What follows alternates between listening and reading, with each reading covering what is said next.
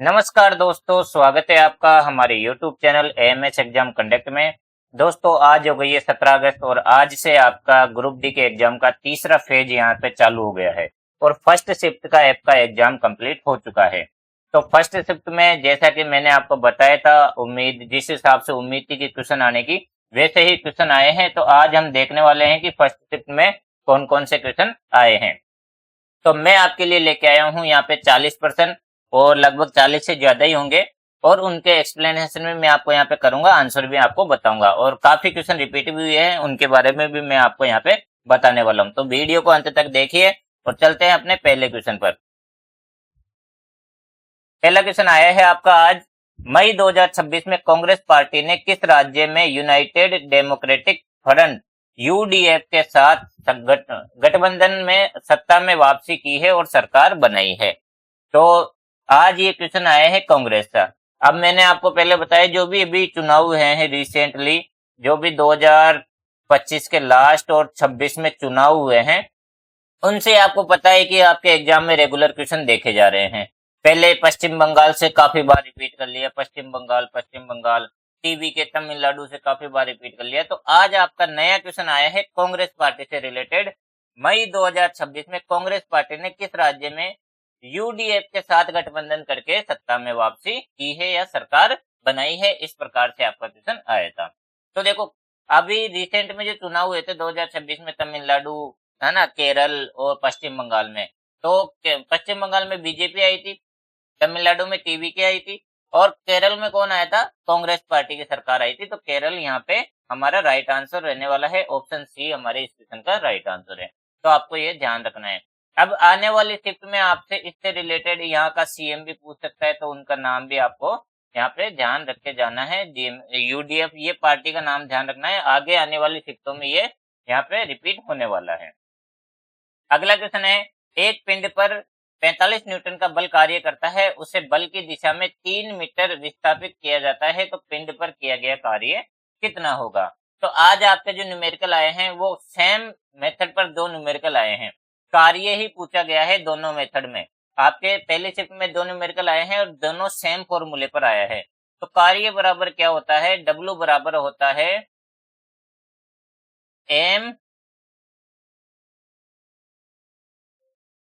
Sorry M नहीं होता, कार्य बराबर होता है F into d cos theta. यह आपका कार्य का फॉर्मूला होता है, ठीक है। तो ये आपको कार्य का फॉर्मूला याद रखना है। इसी फॉर्मूले पर आज के दो क्वेश्चन न्यूमेरिकल आपकी पहली शिफ्ट में पूछे गए हैं। अब यहाँ पे देखो कोस थीटा क्या है। अब ये बोल रहा है कि जो एक पिंड है वो बल कार्य करता है 45 न्यूटन, उसे बल की दिशा में, जो थीटा है ना वो दिशा है, दिशा का कोण है। अब बल ऐसे कार्य कर रहा है मान लो, और बल की दिशा में आपका कोण है, तो कोण क्या हो गया, 0 डिग्री हो गया।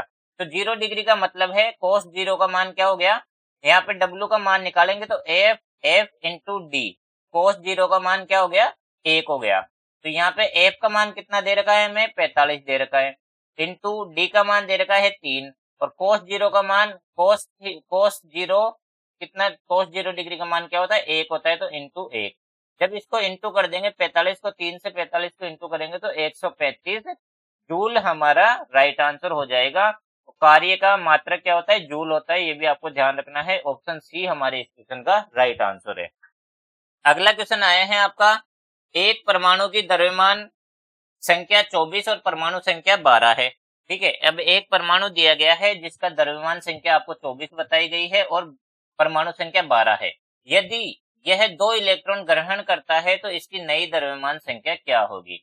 तो मैं आपको बता देता हूं कि द्रव्यमान संख्या किससे मिलकर बनी होती है, जो परमाणु का द्रव्यमान होता है, द्रव्यमान संख्या होती है, वो किस किस से मिलकर बनी होती है, वो मिलकर बनी होती है प्रोटॉन और न्यूट्रॉन की संख्या से, ठीक है। प्रोटॉन प्लस न्यूट्रॉन की संख्या से वो मिलकर बनी होती है, ठीक है। अब इसमें इलेक्ट्रॉन का कोई भी रोल नहीं है। इलेक्ट्रॉन क्या करता है, आवेश करता है, आवेश, इलेक्ट्रॉन आवेश करता है, आवेश ग्रहण करता है।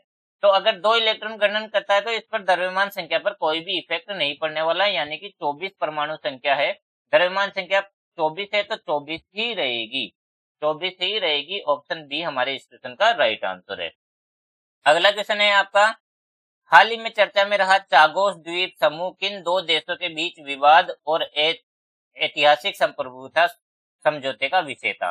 तो चागोस द्वीप समूह है, उसके बारे में पूछा गया है कि इस चागोस द्वीप समूह पर किन दो देशों के बीच में विवाद था, और उसमें फिर एक समझौता हो गया, उसके विषय में पूछा गया था। जो चागोस द्वीप समूह है उसके बारे में आपको बता दूं, जो यूके और मॉरिशस है उसके बीच में ये विवाद था और इनके बीच में अब समझौता हो चुका है, और अब चागोस द्वीप पर मॉरिशस का आधिकारिक अधिकार हो गया है। मॉरिशस का अधिकार हो गया है, अब आधिकारिक अधिकार हो गया है यहाँ पे इस समझौते के बाद में। ठीक है, तो यहाँ पे ऑप्शन सी हमारे इस क्वेश्चन का राइट आंसर रहेगा।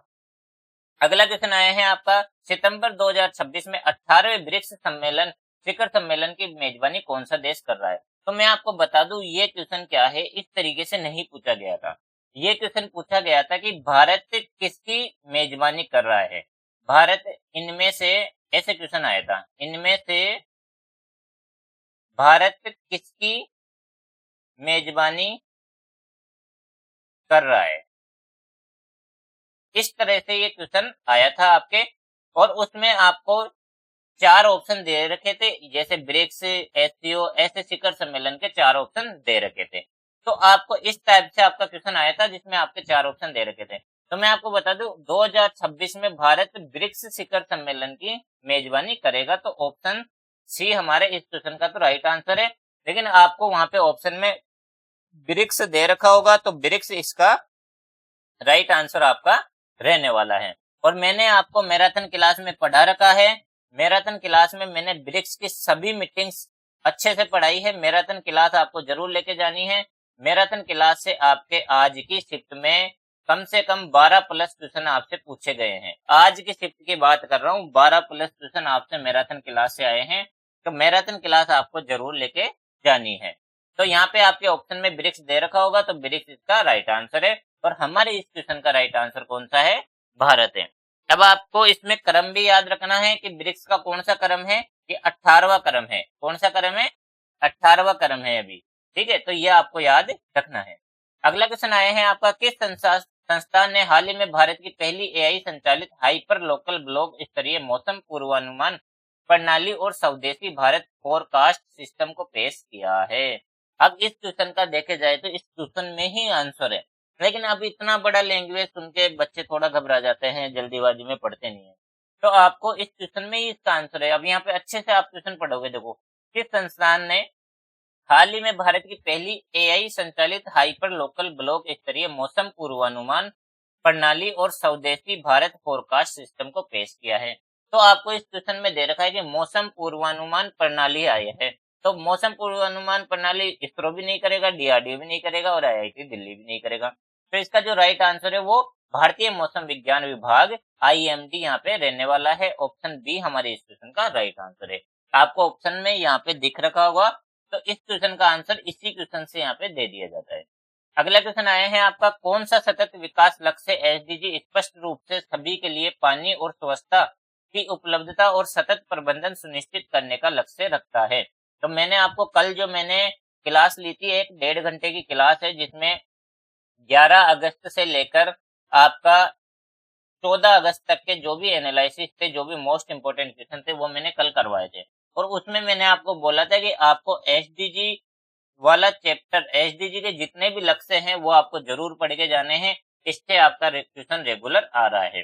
तो आज भी आपके पहले शिफ्ट में एसडीजी से क्वेश्चन आया है, और इसमें क्या पूछा गया है कि सभी के लिए पानी और स्वच्छता की उपलब्धता और सतत प्रबंधन सुनिश्चित करने का लक्ष्य रखता है। तो इसका जो राइट आंसर है वो एसडीजी 6 है, 6 नंबर वाला लक्ष्य इसको रखता है। तो ऑप्शन बी हमारे इस क्वेश्चन का राइट आंसर है। आपके वहां पे ऑप्शन में एसडीजी 6 दे रखा होगा, तो वो आपको ऑप्शन लगा के आना है। अगला क्वेश्चन है, एक वस्तु पर 300 न्यूटन का बल कार्य करता है यदि उसका प्रारंभिक विस्थापन 3 मीटर है और इसको 3 गुना कर दिया जाए, तो वस्तु पर किया गया कुल कार्य कितना होगा। तो मैंने आपको भी पहले बताया है कि आपका एक ही फॉर्मूले पर 2 न्यूमेरिकल आज की पहली शिफ्ट में पूछे गए हैं। इसका फॉर्मूला क्या है, कार्य बराबर होता है बल F into D into cos theta. ठीक है, ये होता है। तो आपको इसी फॉर्मूले पर 2 क्वेश्चन आ गए हैं। अब यहाँ पे देखो W बताना है तो F कितना है 300 न्यूटन है, इंटू D कितना है, D आपको देखो 3 मीटर का 3 गुना कर रहा है यानी कि 9 है, और कोस थीटा का मान 1 है।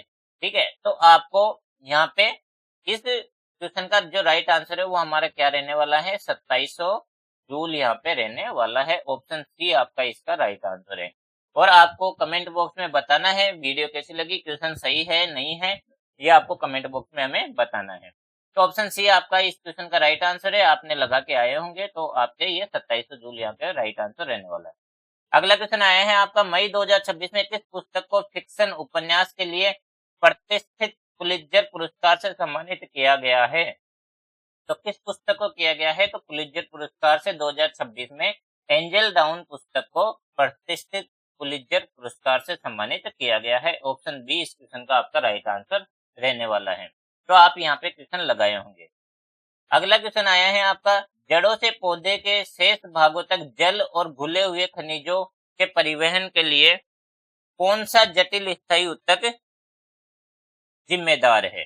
तो आप यहाँ पे देखो, जड़ों और पौधों के शेष भागों तक जल और घुले हुए खनिजों को परिवहन के लिए, मैं आपको बता दूं, मैंने जब से आपकी 3 अगस्त से आपकी एग्जाम शुरू हुई है तब से मैं आपको बता रहा हूँ कि आपको जाइलम फ्लोएम से क्वेश्चन आ रहा है, रेगुलर क्वेश्चन आ रहा है, ये आपको अच्छे से पढ़ के जाना है। उत्तक वाला टॉपिक जब उत्तक वाला टॉपिक आपको अच्छे से पढ़ के जाना है।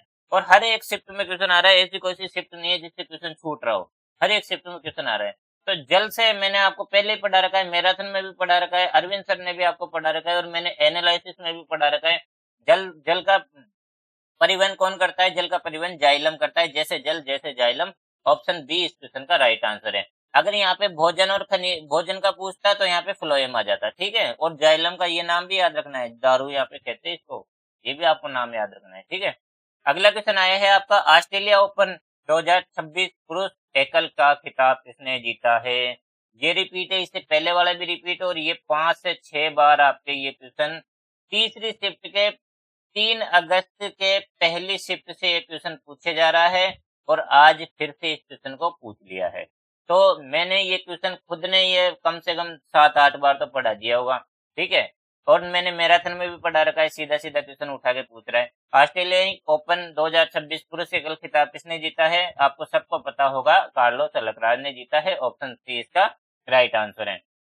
किसको हराया है? उपविजेता कौन है? उपविजेता रहा है नोवाक जोकोविच, उपविजेता रहा है, ये भी आपको याद रखना है। और महिला वाला भी आपको याद रखना है। अगला क्वेश्चन है, यदि एक द्रव और एक कांच के ब्लॉक का अपवर्तनांक बिल्कुल समान है। अब देखो, द्रव और कांच के ब्लॉक का अपवर्तनांक बिल्कुल समान है, तो दोनों माध्यमों में प्रकाश के चाल के बीच में क्या संबंध होगा? तो देखो, दोनों का अपवर्तनांक समान है तो दोनों माध्यमों में प्रकाश की चाल क्या होगी? समान ही होगी, क्योंकि प्रकाश की चाल अपवर्तनांक पर निर्भर करती है। अगर अपवर्तनांक समान है दोनों का तो प्रकाश की चाल भी समान होगी। ऑप्शन सी इस क्वेश्चन का राइट आंसर है। अगला क्वेश्चन है आया है आपका, 24 जनवरी 2026 को 60वीं national cross country athletics championship कहाँ आयोजित की गई है? तो यहाँ पे पूछा गया है आपसे, 60वीं national cross country athletics championship ये कहाँ पर आयोजित की गई है? तो ये आयोजित की गई है रांची, झारखंड में ये आयोजित की गई है। ऑप्शन सी इस क्वेश्चन का आपका राइट आंसर है। आपको ये याद रखना है, आगे भी पूछा जा सकता है, ठीक है। अगला क्वेश्चन है, फ्लेमिंग के बाएं हाथ के नियम के अनुसार कौन सी उंगली चुंबकीय क्षेत्र की दिशा को दर्शाती है? तो फ्लेमिंग का जो अभी इससे 2 दिन पहले जब आपका गैप लगा था, उससे पहले जो शिफ्ट में एग्जाम में पूछा गया था वो फ्लेमिंग के दाएं हाथ का नियम पूछा गया था, और आज पूछा गया है फ्लेमिंग के बाएं हाथ का नियम। तो बाएं हाथ के नियम में कौन सी उंगली चुंबकीय क्षेत्र की दिशा को दर्शाती है? तो यहाँ पे देखो, यहाँ पे 3 ही उंगली होती है, अंगूठा, तर्जनी उंगली, मध्यमा उंगली। तो ये तो पहले नहीं होगा, ये भी नहीं होगा, तो यहाँ पे जो राइट आंसर है वो तर्जनी उंगली आपका रहने वाला है। तर्जनी उंगली क्या करती है? चुंबकीय क्षेत्र को आपको दर्शाती है। अगला क्वेश्चन है, ध्वनि निर्वात के माध्यम से यात्रा क्यों नहीं कर सकती? ये भी रिपीट क्वेश्चन है, रिपीट क्वेश्चन है, जो भी काफी क्वेश्चन रिपीट हुए हैं, 4-5 क्वेश्चन रिपीट हुए हैं आज। ध्वनि निर्वात के माध्यम से यात्रा क्यों नहीं कर सकती हैं? तो ध्वनि तरंगे निर्वात के माध्यम से यात्रा क्यों नहीं कर सकती है? तो आपको पता होगा कि जो ध्वनि की तरंगे होती है वो यांत्रिक तरंगे होती है। क्या होती है? यांत्रिक तरंगे होती है। और इनको किसी माध्यम की जरूरत होती है, माध्यम की आवश्यकता होती है। अगर माध्यम होगा तभी ध्वनि यहाँ पे यात्रा कर पाएगी। तो माध्यम की यहाँ पे जरूरत होती है, चाहे वो गैस हो, ठोस हो या द्रव हो। तो यहाँ पे जो राइट आंसर है आपका, ध्वनि को यात्रा करने के लिए, कणों को यात्रा करने के लिए माध्यम की आवश्यकता होती है। ऑप्शन बी आपका यहाँ पे राइट आंसर रहने वाला है। ऑप्शन बी हमारे क्वेश्चन का राइट आंसर है। अगला क्वेश्चन है, मानव रक्त में सबसे ज्यादा ऑक्सीजन किसके द्वारा ले जाई जाती है या किसमें पाई जाती है? इस प्रकार से आपका क्वेश्चन पूछा गया था और इस प्रकार से आपके 4 ऑप्शन यहाँ पे दिए गए थे। तो आपके 4 ऑप्शन में से यहाँ पे पूछा गया था कि ऑक्सीजन किसके द्वारा ले जाई जाती है, किसमें पाई जाती है। तो मैं आपको बता दूं, जो ऑक्सीजन है उसका 95% से ज्यादा भाग कहाँ पर पाया जाता है? वो हीमोग्लोबिन में पाया जाता है। ऑप्शन बी आपके क्वेश्चन का राइट आंसर है। ठीक है, अगला क्वेश्चन है आपका, भारत में ट्रांसजेंडर समुदाय के लिए कानूनी ढांचे में बदलाव करने हेतु मार्च 2026 में संसद द्वारा कौन सा संशोधन कानून विधेयक पारित किया गया है? तो यहाँ पे जो भारत में अभी एक संशोधन विधेयक पारित किया गया है जो ट्रांसजेंडर समुदाय के लिए कानूनी ढांचे में बदलाव करने के लिए है, और ये कब किया गया है? मार्च 2026 में किया गया है। तो मैं आपको बता दूं, ये जो संशोधन किया गया है ये किस विधेयक को बदलाव करने के लिए किया गया है? तो ये किया गया है ट्रांसजेंडर व्यक्ति अधिकारों का संरक्षण के लिए ये संशोधन विधेयक बदलाव किया गया है। ऑप्शन बी इस क्वेश्चन का राइट आंसर है।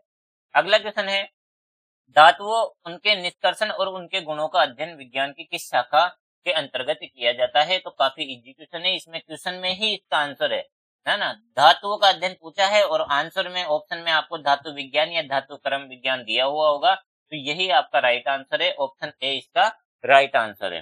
तो यही आपके क्वेश्चन में आया हुआ है और ये 4 ऑप्शन आपके आए होंगे। तो धातु क्रम आपके विज्ञान में ऑप्शन में दिया होगा, तो ये आपका राइट क्वेश्चन का राइट आंसर है। अगला क्वेश्चन आया है आपका, 2 गेंदे, एक हैंडबॉल और दूसरी बास्केटबॉल 1 किलोग्राम की है। एक हैंडबॉल कितने की है? 600 किलोग्राम की है, 0.6 किलोग्राम की है, और दूसरी बास्केटबॉल है जो 1 किलोग्राम की है। अब बिल्कुल समान त्वरण से गति कर रही है, तो किस गेंद में अधिक बल लगेगा? तो आपके जो तीन न्यूमेरिकल आज आए हैं, 3-4 न्यूमेरिकल आए हैं, वो बल और कार्य से ही आए हैं। तो बल का मैंने आपको पहले भी बताया, तो बल बराबर क्या होता है? एफ बराबर एम ए होता है। ठीक है, ये आपका सूत्र होता है। अब यहाँ पे क्या बोल रहा है कि एक का द्रव्यमान कितना है? 0.6 केजी है और एक का द्रव्यमान 1 केजी है। अब समान त्वरण है, तो समान त्वरण है तो त्वरण तो हट गया। ठीक है, तो एफ बराबर क्या हो गया? एम ए हो गया। जब एफ बराबर एम ए, यानी कि जो वस्तु का द्रव्यमान है वो बल के बराबर है। तो अगर जिसका द्रव्यमान ज्यादा होगा उस पर बल ज्यादा लगेगा और जिसका द्रव्यमान कम होगा उस पर बल कम लगेगा। तो यहाँ पे क्या पूछा है? किस गेंद में अधिक बल लगेगा? तो उससे द्रव्यमान किसका ज्यादा है? बास्केटबॉल का ज्यादा है, तो यहाँ पे बास्केटबॉल में अधिक बल लगेगा। ऑप्शन बी हमारे क्वेश्चन का राइट आंसर है। अगला क्वेश्चन है आपका, विश्व एड्स दिवस 2025 की थीम क्या थी? तो मैंने आपको बोला था एक दिवस से एक थीम आपका जरूर पूछा जा रहा है, एक क्वेश्चन दिवस से आपका जरूर आ रहा है। तो दिवस आपको जरूर पढ़ के जाने हैं और मैंने मैराथन क्लास में आपको पढ़ा रखे हैं, वो भी आपको पढ़ के जाने हैं। ठीक है, तो यहाँ पे जो एड्स दिवस है वो उसकी थीम क्या थी? तो उसकी जो थीम थी 2025 में, वो थीम थी बाधाओं पर काबू पाना और एड्स प्रक्रिया को बदलना। ऑप्शन सी आपका राइट आंसर है। ये इस बार एड्स दिवस की थीम थी 2025 में। अगला क्वेश्चन है, निम्नलिखित में से कौन सा गणितीय रूप 1 वोल्ट के बराबर होता है? 1 वोल्ट के बराबर कौन सा गणितीय रूप होता है? तो इसका आंसर मैं आपको बता दूं, इसका आंसर है 1 जूल प्रति कूलम के बराबर होता है 1 वोल्ट। तो ऑप्शन बी इसका राइट आंसर है। अगला क्वेश्चन आया है आपका, सुप्रीम कोर्ट के ऐतिहासिक फैसले के अनुसार यदि कमर्शियल यौन शोषण और तस्करी का पीड़ित नाबालिग है तो दोषियों पर किस कानूनी संयोजन के कड़े प्रावधान लागू होंगे? तो बीएनएस से आपके क्वेश्चन आने लग गए हैं। यहाँ पे देखो क्वेश्चन थोड़ा टफ है, अगर जिसने बीएनएस नहीं पढ़ के गया होगा उसके लिए तो टफ ही है। ठीक है, तो सुप्रीम कोर्ट के ऐतिहासिक फैसले के अनुसार यदि कमर्शियल यौन शोषण और तस्करी का पीड़ित नाबालिग है, अगर यौन शोषण या तस्करी का पीड़ित कौन है? नाबालिग है, तो दोषियों पर किस कानूनी संयोजन के कड़े प्रावधान लागू होंगे? तो कौन सी धारा लागू होगी? तो यहाँ पे जो इसका राइट आंसर है मैं आपको बता दूं बीएनएस 2023 और अनैतिक व्यापार निवारण अधिनियम यहाँ पे लागू होगा, आईटीपीए यहाँ पे लागू होगा। ऑप्शन बी आपके इस क्वेश्चन का राइट आंसर रहने वाला है। अगला क्वेश्चन आया है आपका मई 2026 में भारत के किस पूर्वी पूर्वोत्तर राज्य में एकीकृत बहुउद्देशीय इंडोर खेल परिसर का उद्घाटन किया है? तो बहुउद्देशीय इंडोर खेल परिसर का उद्घाटन किया है, ये कहाँ पर किया है? तो ये किया है मेघालय में किया है, और मेघालय में भी कहाँ पर किया है? मेघालय की राजधानी शिलोंग में किया गया है। तो आपके ऑप्शन में दो, कोई सा भी इन दोनों में से कोई सा भी नाम दिया होगा वो आपके राइट आंसर यहाँ पे रहने वाला है। ऑप्शन बी आपका राइट आंसर रहने वाला है। अगला क्वेश्चन आया है आपका जर्मन वॉच द्वारा जारी जलवायु जोखिम सूचकांक CRI 2026 के अनुसार चरम मौसम की घटनाओं के सबसे अधिक प्रभावित देशों में भारत की रैंक क्या है? तो जलवायु जोखिम सूचकांक में भारत की रैंक इस बार पूछी गई है। इसको किसने जारी करते हैं? जर्मन वॉच द्वारा इसको जारी किया जाता है, ये भी आपको याद रखना है। तो इसमें भारत की रैंक क्या है? तो मैं आपको बता दूं, इसमें भारत की रैंक 90वां स्थान है। भारत की रैंक कितनी? 90वीं है। ऑप्शन सी आपका इसमें राइट आंसर है। आपके ऑप्शन में दिया हुआ होगा 90वां स्थान, तो यहाँ पे राइट आंसर ऑप्शन सी। अगला क्वेश्चन है मई 2026 में किन भारतीय केंद्रीय सशस्त्र पुलिस बलों CAPF ने माउंट एवरेस्ट फतेह करने के लिए अपने पहले अखिल महिला पर्वतारोहण अभियान को सफलतापूर्वक पूरा किया है? तो ये क्वेश्चन भी काफी इंटरेस्टिंग है। मई 2026 का है, अधिकतर बच्चे पढ़ते नहीं है, ध्यान में नहीं रहता है अगर करंट अफेयर की दृष्टि से देखे तो इसमें इसका जो राइट आंसर है वो ITBP और BSF रहने वाला है। मैं आपको बता दूं, आपके ऑप्शन में ITBP और BSF दे रखा होगा, या इन दोनों में से एक एक नाम भी अगर आपके ऑप्शन में दे रखा होगा तो इसका राइट आंसर यही रहने वाला है। इन्हीं इन्हीं दो CAPF बलों की जो महिला पर्वतारोहण है, इन्होंने सफलतापूर्वक माउंट एवरेस्ट को फतेह किया है। अगला क्वेश्चन है जनवरी 2026 में दिल्ली सरकार ने राजधानी के खातों, बाजार, उधारी, ऋण और नकदी शेष के प्रबंधन हेतु किसके साथ एक विशेष संचालन समझौते को पर हस्ताक्षर किए हैं? तो यहाँ पे दिल्ली सरकार के बारे में पूछा गया है, इन्होंने किसके साथ समझौता किया है? तो इसका जो राइट आंसर है मैं आपको बता दूं RBI रहने वाला है। आपके चार ऑप्शन में से RBI एक ऑप्शन दिया हुआ होगा, यहाँ पे ऑप्शन सी आपका राइट आंसर है, तो आपका यही राइट आंसर रहने वाला है। अगला क्वेश्चन आया है आपका कार्यस्थल पर महिलाओं के यौन उत्पीड़न से संबंधित शिकायतों को दर्ज करने और उनकी निगरानी के लिए महिला और बाल विकास मंत्रालय द्वारा कौन सा केंद्रीकृत पोर्टल लॉन्च किया गया है? तो किसने किया है? महिला बाल विकास मंत्रालय द्वारा किया गया है, और मैंने इस पोर्टल के बारे में आपको पढ़ा भी रखा है। ठीक है, मैंने पहले भी पढ़ा रखा है और ये क्वेश्चन रिपीट है, पहले भी पूछा जा चुका है, रिपीट क्वेश्चन है। और मैं आपको बता दूं मैंने आपको ये क्वेश्चन पढ़ा रखा है, आप अगर हमारी एनालिसिस की क्लास रेगुलर देखे हो तो आपको ये क्वेश्चन मिल जाएगा। तो यहाँ पे जो इसका राइट आंसर है वो सी बॉक्स यहाँ पे रहने वाला है। ऑप्शन बी आपका राइट आंसर है। ऑप्शन सी बॉक्स आपका ऑप्शन में दिख रहा होगा, वही आपका राइट आंसर यहाँ पे रहने वाला है। अगला क्वेश्चन है आपका, अगला क्वेश्चन आया है जब आयरन और कॉपर सल्फेट के बीच विस्थापन अभिक्रिया कराई जाती है तो क्या होता है? ये आपका साइंस का क्वेश्चन आज साइंस के पोर्शन में आया था। तो आयरन और कॉपर सल्फेट के बीच में विस्थापन अभिक्रिया कराई जाती है। तो आयरन और कॉपर सल्फेट के बीच में जब विस्थापन अभिक्रिया कराई जाती है तो क्या होता है? तो यहाँ पे क्या होता है, जो आयरन होता है उस पर लाल भूरी परत जम जाती है।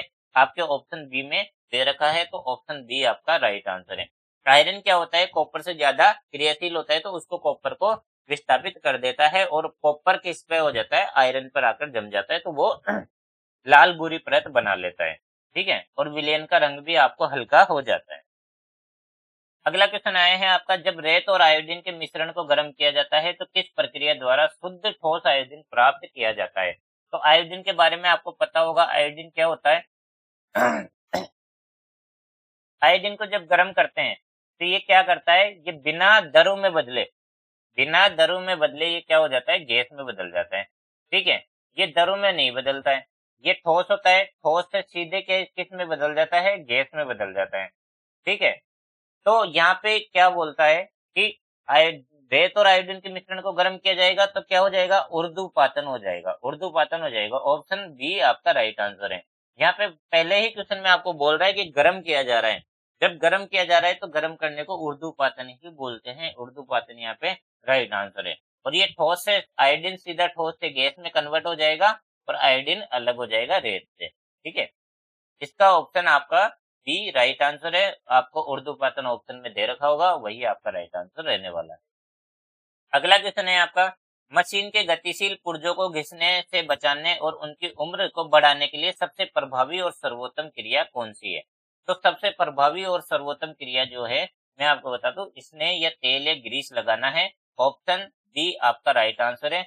जब किसी मशीन के दो पुर्जों के बीच में घर्षण अधिक हो जाता है तो आप उनके बीच में क्या लगा देते हैं? ग्रीस लगा देते हैं या तेल लगा देते हैं, स्नेहन लगा देते हैं, स्नेहक लगा देते हैं।